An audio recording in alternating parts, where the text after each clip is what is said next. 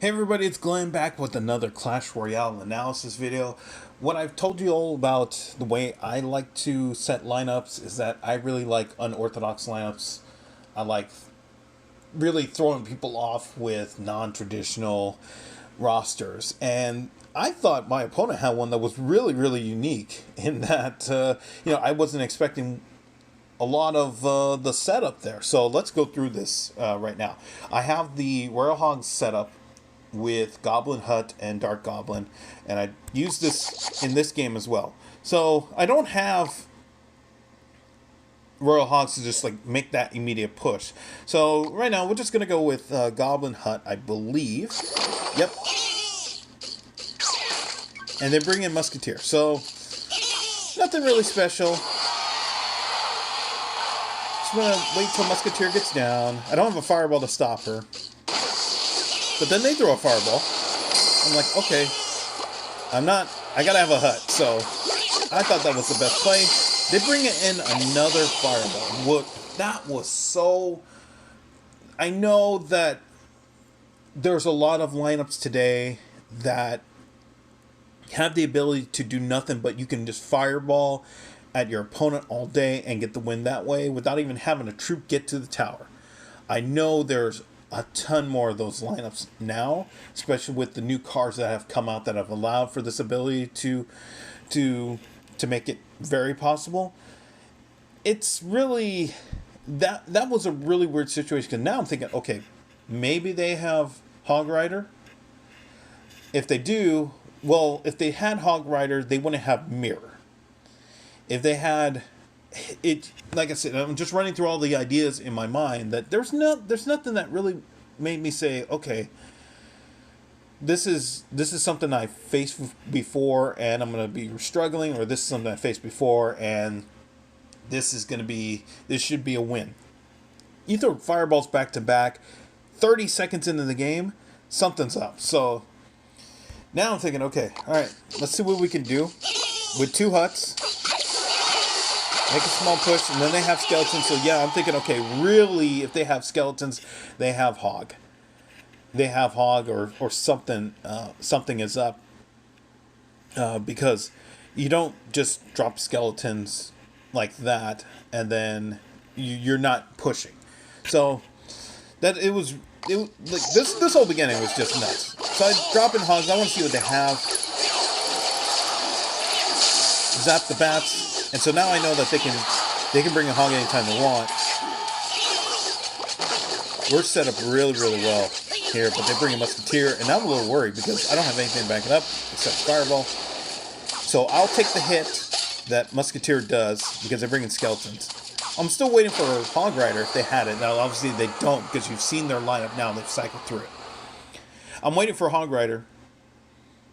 But I'm ready for it if he does come. So in the meantime, if they're not going to do anything, I'm thinking, okay, let's just get Hut out there and just start over. They bring a fireball, they stop, they do damage to the Hut. Okay, fine. We're still in the lead, which is good.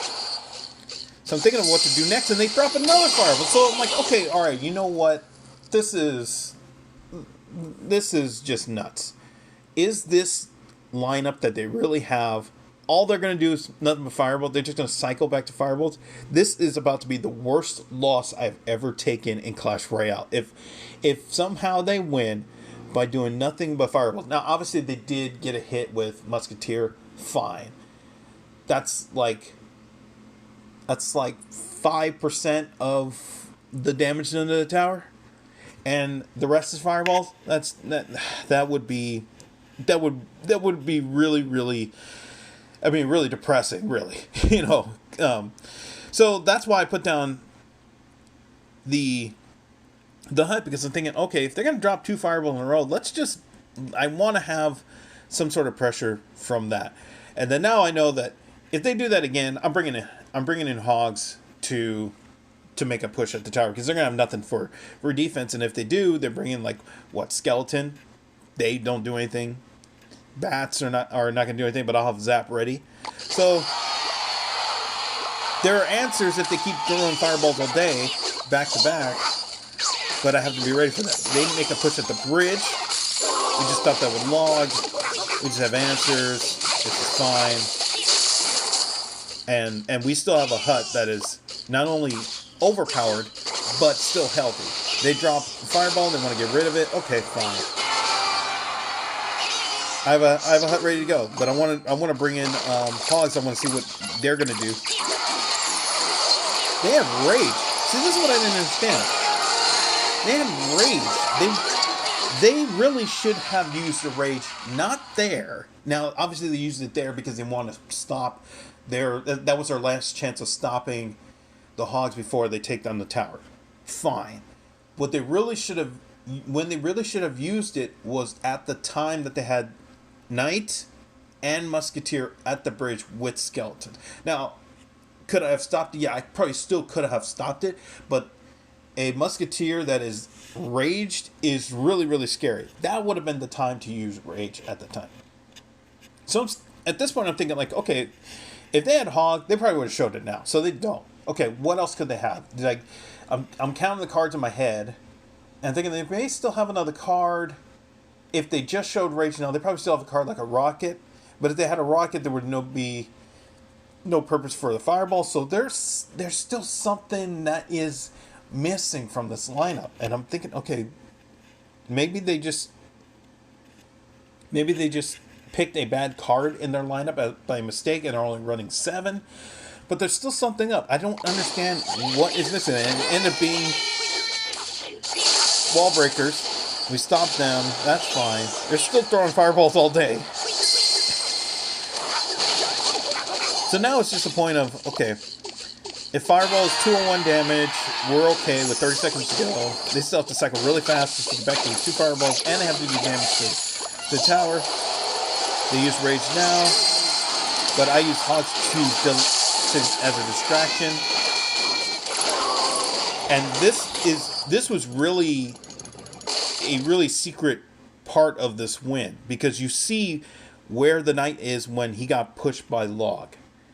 If Log wasn't there, or if Knight was still like 1 block closer, the Princess is probably still attacking the Knight, and the wall breakers get in, and then the fireballs will be enough to get the win. But because the Knight just got pushed out of range, that was enough for the Princess to focus on the wall breakers. And now fireballs don't matter because it's not going to be enough to win. So my opponent says good luck, but it wasn't really about good luck. It was just about them really only having, I mean, I would say if they want to, if they're gonna watch this, and I would say I would move Rage for Hog Rider. Now that definitely ups the elixir count, but that makes this a much bigger threat than just Fireball Mirror all day. That's 9 elixir for that damage. You can run double Hog, which would be 9 elixir as well. That's scarier. So I would say to remove Rage and switch it for Hog Rider. The elixir count's gonna cost a little more, but I think that's gonna be a much more beneficial trade. As for myself, I look back at this game and I think, okay, really, I don't think there's anything I did that was overly bad. I think the ending was a little scary. It was just a matter of holding the front when things got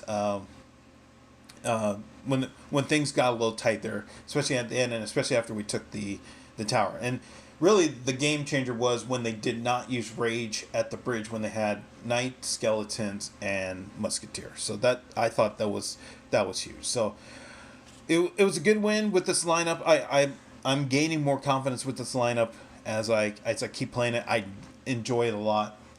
So for now, I'm probably going to keep using it. So with that, I'm going to end this here. Thanks for watching. Be sure to hit the like button, and I will see you in the next video.